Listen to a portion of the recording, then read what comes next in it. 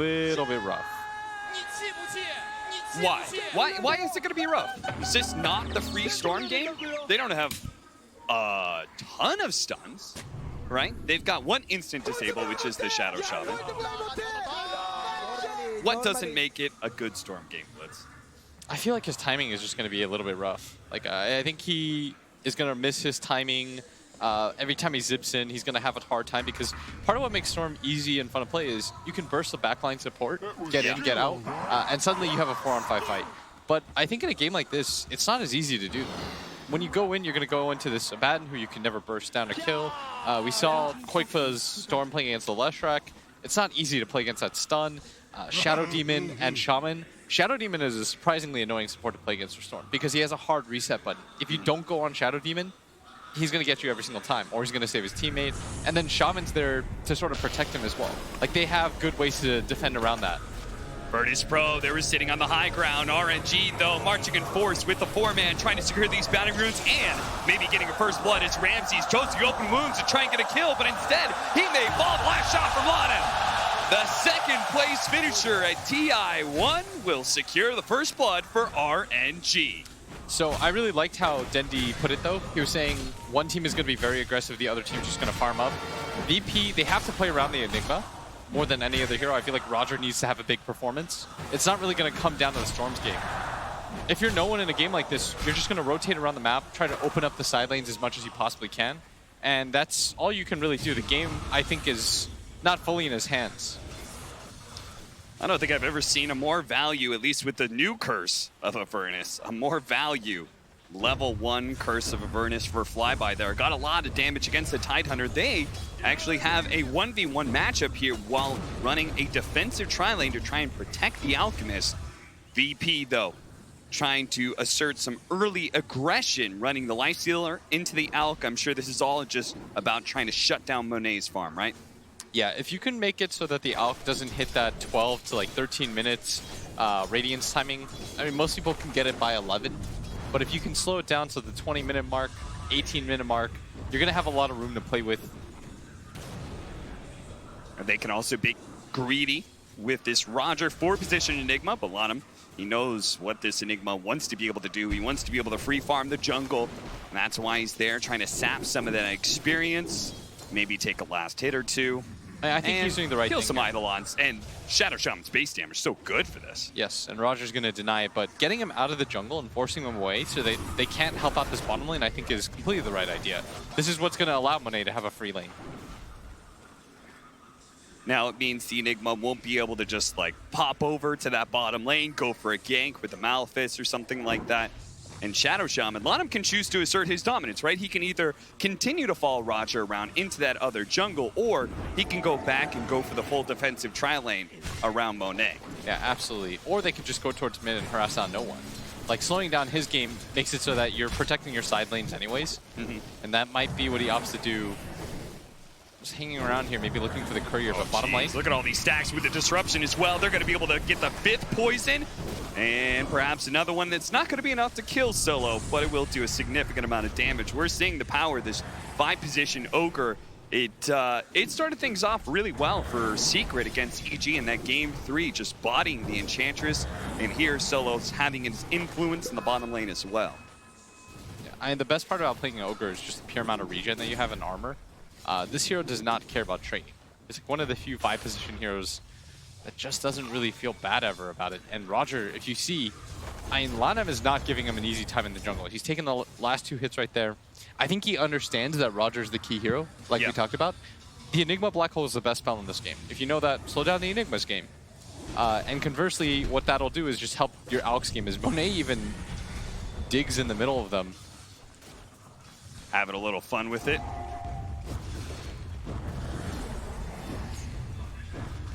How's our mid matchup supposed to go here? The Storm Spirit versus the Leshrac. No one doing very well for himself. Is he outplaying Setsu, or is this how the matchup goes? I think you have to win the first wave if you're Lesh. Okay. That's usually how it goes. Like, you have to hit the first stun, get the range creep, harass out, and then you can win the lane pretty easily. So the onus is on you. You have to be able to land the split burst and kind of put pressure on the Storm Spirit right away. Yeah, because if you think about it, until level 3, your Lightning Storm isn't going to be very good. Yeah. Like, right now, at level 2, as a spell, 120 damage, doesn't really hurt you that much. Storm's got good enough base armor that it deals with the Leshrac right-click pretty well. So it means that you have to take advantage of going for the range creep, getting the last hits on them, and he's just not doing so right now. An Invis Rune to be able to reset, but Afu is here. Is he going to try and grab it? Fire blasted up. Solo says, sorry, buddy, but I can't give you this refill of the bottle. I'm going to have to take it for myself. Afu turns around, slowing down the Storm Spirit, knowing that if Solo got another stun, he might have given up the second kill. And look at this, once again, Lon chasing out Roger. He's going to cancel the Clarity. No. Dude, Lon is relentless.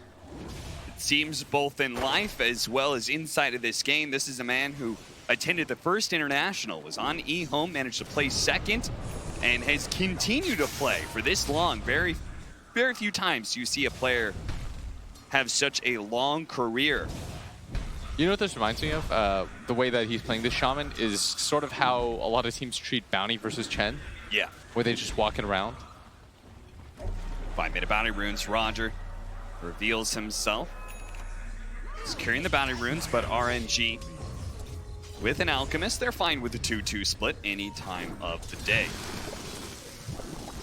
The thing that does scare me about Lanem's game, though, is eventually this Enigma will catch up. Yeah. Like, he'll hit level 3, he'll have level 2 conversions, and he'll be just fine. Whereas Lanem, I mean, he's in a different position entirely, as they do spot him jungling, but they want to try to make the rotation onto the Storm mid before he hits level 6. They'd like to lead with Afu if possible, so he's going to go all the way around to get the complete sandwich. This is about that time that no one would usually rotate into the jungle to finish off his level 6, right? Yeah, they're trying to anticipate that right now, and that's exactly what he's going to go for, but he's going to walk in, Setsu. They get there in time. Setsu and Lanem, they're going to be able to get the Ether Shock as well as the Split Earth held until after the Shackles they'll be able to get that kill. Trading out Lanem is no big deal for RNG. Getting the very, very big kill and shutting down no one and keeping him at that crucial level 5 is what the goal was. That was really well done by Afu. He decided to go for the left angle in, because if no one does indeed decide to go for the jungle right there, it completely just wastes 2 people time. Yep. But instead, he goes in, finds the angle, completely goes around, and that's just being patient. And he reads no one perfectly. A lot of Storms at this point will just farm out this side jungle camp, get their level 6, and then you have a free lane. The Leshrac will never kill you. And once he gets into that position, right, it's really hard to gank him because he's right on the high ground. Your smoke is going to pop. He's going to spot you. He's right by his shrine. There's going to be TP rotations. So it was crucial for RNG to catch him before he retreated to his jungle. Lanem is going to be spotted. And he's just trying to soak by that XP, ward. trying to slow down Roger as much as possible. But like I said, he's going to hit level 2 conversions. Lanem's still level 2 only. How do you fix this problem for Lanem? Does like Setsu at some point give up the mid lane to Lanem for him to be able to make a comeback? I'm not sure, because it's a little bit scary having a Tidehunter in the game. Especially when he has this many levels early on. What ends up happening is any sort of initiation that happens, you can sort of play like a Quap or a Puck where a fight goes on, your team's getting assailed under the tower, you TP in, and you threaten with Ravage. Look at Flyby. He's just laying into Pasha, and Pasha, for the most part, has been ignoring him, and the CS reflects that. Pasha really has not been shut down by Flyby all that much. It's just a few CS behind him, despite the fact that we do have this 2 levels Curse of Avernus plus Phase Boots on the Abaddon. Solo trying to interrupt Monet's farming. Yeah, they're going to bring up Roger here too. But Monet does have the Chemical Rage. He's going to pop it here. Afu also rotating over to make sure there isn't a greater force of VP heroes. Everything's all about Monet right now, and this is not the Alchemist of old where you're farming up to be able to get 4 or 5 items and then you're finally a threat. This is a very mid-game centric Alchemist in the meta right now. Lanem's going to be gone on the bottom lane. Pasha rotating out of his lane. He says, it's time to take some tower, boys. They cannot fight into the Ravage, and so they should be able to get that kill and that tower for free-ish. And this is the best part about this Tidehunter, is because he's been given a free lane, you know that he's strong. He has Phase Boots, Bracer. It's not easy to burst him. You don't want to fight around him. Ramsey's TP's top, but Flyby is not an easy kill either. And that's why I said ish, right? Is that Flyby was going to try and pressure that top tower, but Ramses does manage to clear out most of the creep wave, keeps the pressure off that tower, still getting CS. He's just not really threatened by a solo Abaddon all that much. And they're going to run into Solo here. Oh, Monet managed to get the kill on Solo. I mean, he hung bottom. around for so long. Like, Monet was just farming. Yeah. He kept poking his head, and at some point, somebody was going to come in. Like, the fact that he didn't think he was going to get punished for that was a little bit crazy, but doesn't really mean too much as it's just an ogre. The bigger news for VP is they were able to defend their top tower and get the bottom one for free. They're trying to jump. Setsu here's going to be pulled back to Solo with a fire blast. Chain setting him up. Setsu still alive, but the final nail in the coffin is going to be the gush from Pasha as another rotation by him. Picking up this team fight. You expected maybe that he would be farming his lanes for 15 minutes, but no. This has been an active Tidehunter as soon as he's gotten level 7. He needs to be too because he doesn't have a 4 position. There's no other playmaker in the game for him. Yep. 3-3, 10-minute bounty runes are coming up, and you know with an Alchemist in the game, there's always going to be fight about it. Yeah, plus no one is a little bit hampered by all the action that happened, the gank. He just got treads. It's not fun to gank his Storm without treads. Don't have enough attack speed. You want the ability to tread swap when you do gank. Now that he has it, maybe he gets active trying to build into that Kaya. I'd like to see him rotate and play around this top lane, though. I don't think that flyby is really the hero that you necessarily want to go for. He's not an easy kill, and I feel like it takes too long. The alternative is I could see them collapse into mid tower. I'd like to see some sort of smoke play, bring your Ravage, show how strong your Tide is at all times. The only downside is they don't really push towers that quickly. No, they certainly do not. The only reason they took bottom is just because they had 4 heroes there. Yeah, That's maybe part of the reason Pasha has been hanging around this jungle area. He's taking away from Monet while simultaneously putting sort of a passive pressure on mid lane, ready to make that rotation. While top lane, Ramsey's trying to go and kill on Monum, but there is going to be the Aphotic Shield, and if anything, Ramsey's got to be careful. If his rage runs out, Flyby could go for the silence, but that's what Infest is for. Takes away the Siege Wagon while the rest of his team with the Siege Wagon of their own. So this is the play that they make. Bring your Tide to the front line, and Flyby's like, you can do that to bottom, but not to mid. Yeah. This is the correct play. They were making it around the Siege Wagon. They brought all their cores here. We talked about how important it is in our other cast too. Protecting this mid tower is what enables some of the greedier cores like Alchemist. It's what allows you to protect the jungle without having to smoke, as Lana forced to TP out on top. All the more important when you're matched up against an Alchemist, right? Like trying to take away some of his farm. Take advantage of the fact that he is AFK jungling right now, is not going to come out of that area until he has Radiance plus 1 item, usually maybe Blink, possibly AC. And I'd like to see them continue to try to go for this mid tower, though. Let Roger get his mech. He's somewhat close to it. Make your way towards mid. Show the strength of your 5-man. It's hard, though. With Flyby sitting there, he is so far, sitting at 5,200 net worth, even ahead of the Lifestealer with Flats and Ace Boots. He's serving a similar purpose as the Tidehunter, but he wasn't forced to go for the 5-man as early. Yeah. That's the big difference here. Pasha. Run into Pasha. Backstroke nearby, but RNG, who had smoked up on the high ground, they're going to be able to find him. Purging Pasha. They're going to be able to get the silence on him as well. Pasha holding on to the Ravage for a while, but now he can turn. Papa potentially does manage to get it off. Right on top with the 3-man black hole. They got completely baited in. That watermelon looked awfully delicious, and RNG wanted to take the bite. They do manage to finish off the Tide, but it's going to cost them 2, possibly 3. Another Aphotic Shield activates the Shrine. Flyby, very tanky here. Knows that he needs to be able to fight back. He's got no other options. A second round of Aphotic Shield for him. Is VP really going to try and chase him down all this way? Another Aphotic Shield's coming up, but the Fire Blast multicast comes just a bit too late and a bit too far away. Still a very good fight for them. Is they're going to run in, find art style here. Ward trapped up by Lanham, trying to get out, but this should be enough as Lanham picks up the last hit, but Ramsey's during this entire time trying to get back into this game through the farm. But he might be a little bit behind right now because the Alchemist has just completed his Radiance during this time. What is the timing that you're usually looking for with a Lifestealer against an Alchemist? How does that matchup really work? I don't know, because I don't think you can go straight up for the Radiance. Yeah. I feel like that loses you the game, which is why indeed he opts to go for the Armlet, because you're always going to be 1 item behind the Alchemist in that regard. Yeah. He'll get BKB, AC, then he's unkillable anyways. And your damage over time just really isn't going to have effect on an Alchemist. Yeah, you want burst. Rage. You want that big burst, so that's why he's going Armlet. Probably, what, Deso after that? Maybe an AC at some point? Yes, I'd like to see... I could see Deso AC. Yeah. I think that's the perfect build, in fact. And you've got the lineup to be able to enable that burst with a Storm Spear.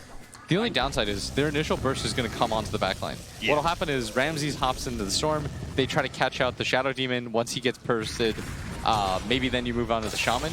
And you sort of have to just leave the Alk for last. Hope that you have enough control for him, which VP likely do.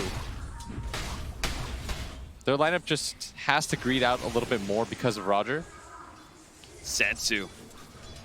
Virtus Pro, they have their eyes on him. The slow roll forward from no one is going to be able to catch Setsu. The TPs are coming in. The Shadow Demon looking to be able to get that disruption, but he's just not there in time. Afu now looks for the offensive disruption. He's got both Flyby as well as Monet, who's going to make his first showing with the Radiance. Solo is going to be the victim once again of RNG's rotation. And they feel fine about that. The Storm gets out no problem.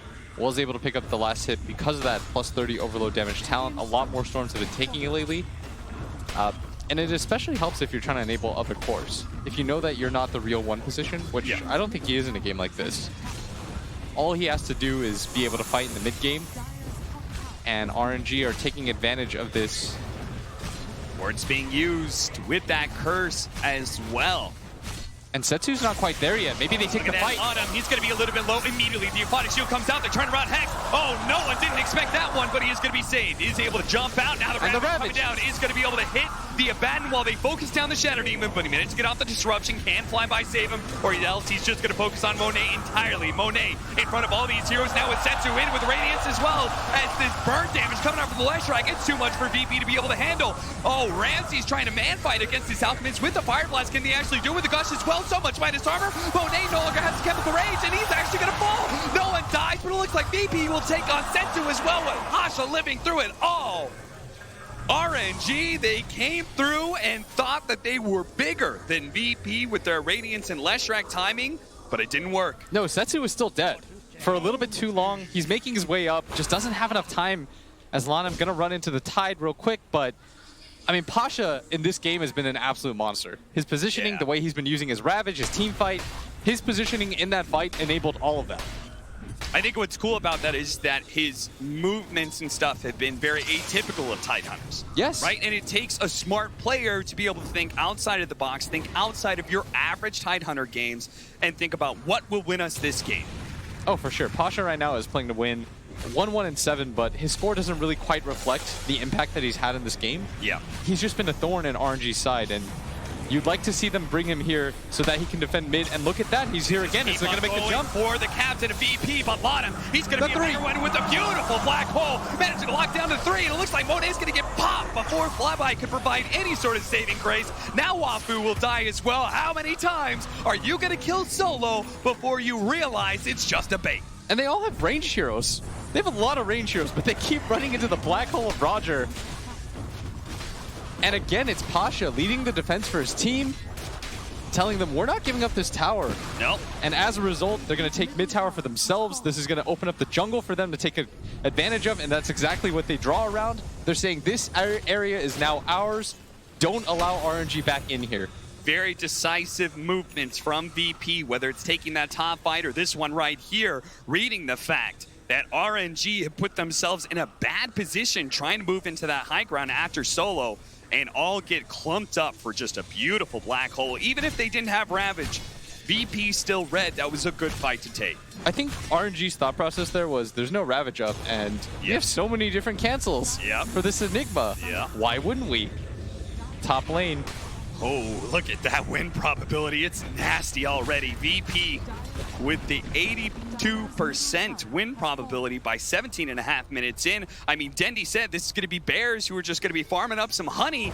VP have been doing that. They have the better late game with this Storm Spirit, Tide, and Enigma combo. Let's not forget that Lifestealer and Ogre are not slouches in the late game either. This is really concerning for RNG.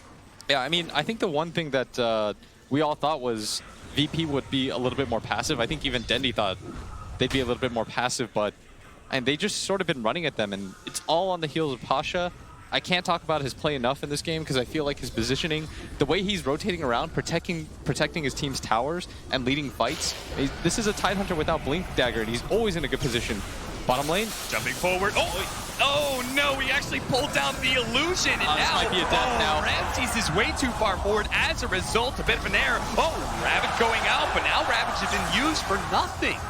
VP, now it's their turn to make some errors as the pressure of TI continues to crack teams. Maybe, I think if he actually hits the right one, probably gets out. Yeah. He doesn't get purged there. It's pretty quick. He quickly kills the Shadow Demon. Might be able to infest inside of the Storm Spirit. They get out together, but now RNG have an opening here. Now it's their turn to punish mistakes. Getting a Roshan like this is really going to kill VP's timing that they were getting to, where they were able to actively and confidently contest RNG. And without the Black Hole, without the Ravage, that's really what signals this. Is I mean, I can't Pulse believe they're really going to try this without Black Hole, without Ravage, but the Midnight Pulse is forcing RNG outside of the pit. Now the Disruption going in. They're going to try and get the kill onto the Storm Spirit, and they've got it too.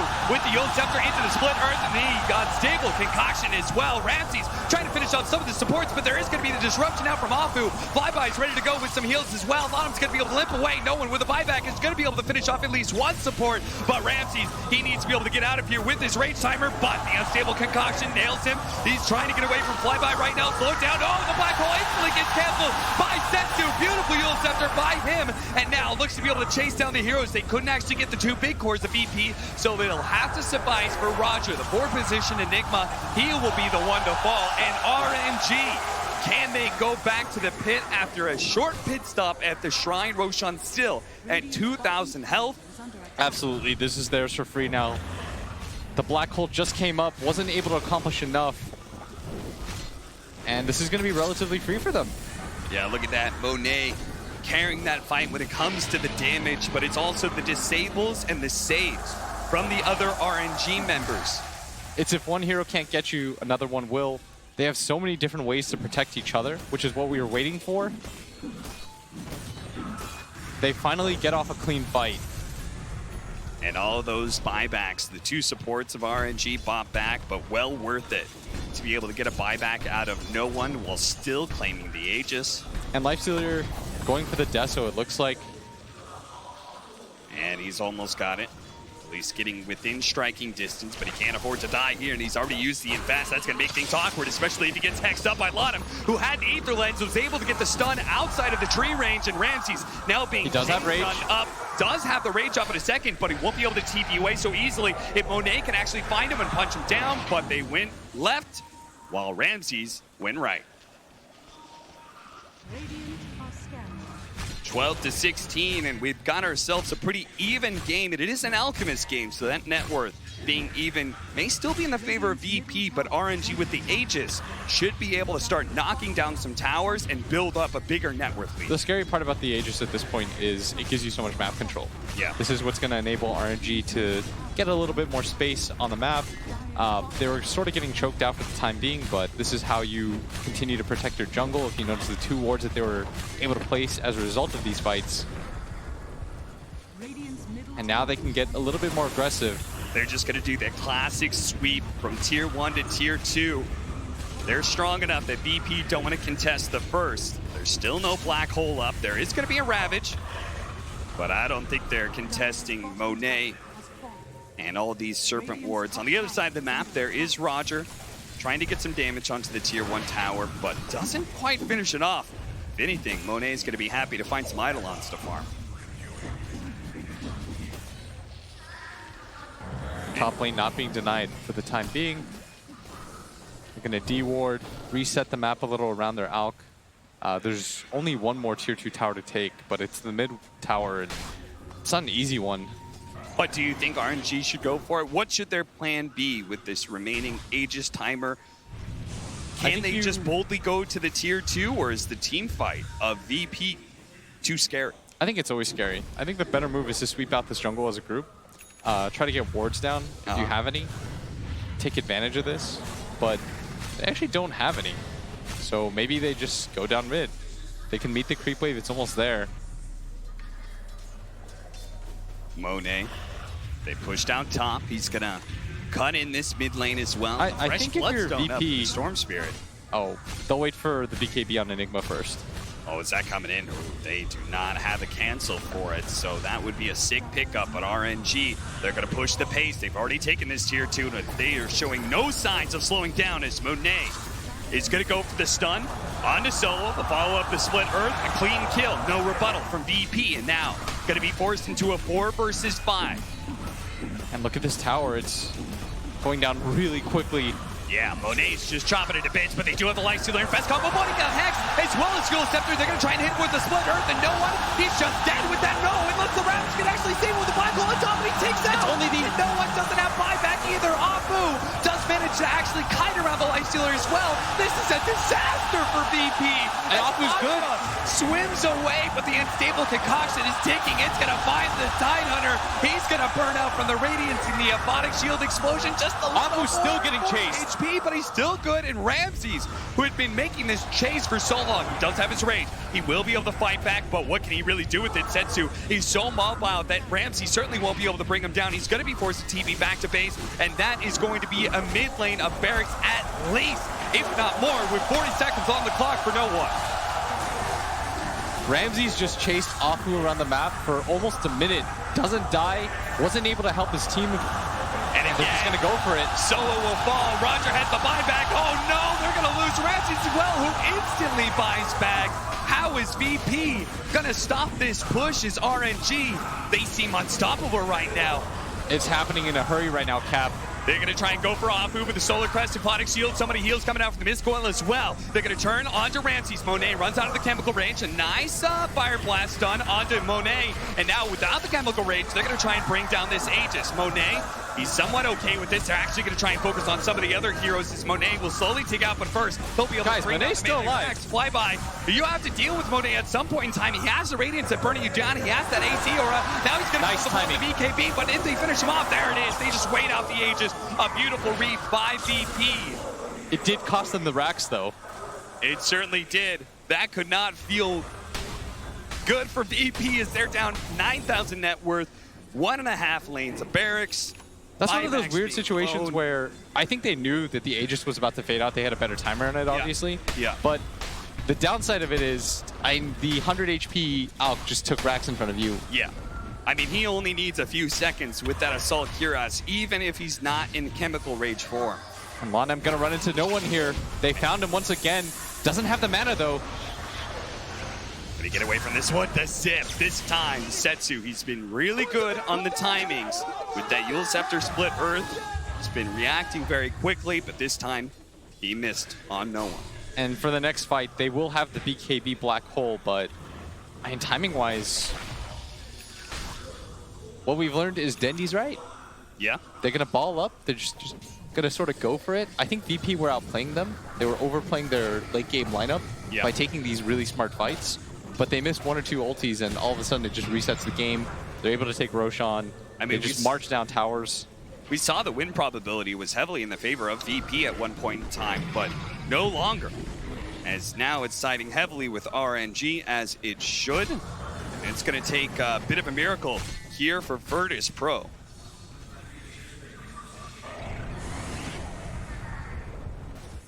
Let's see what they're able to pull off.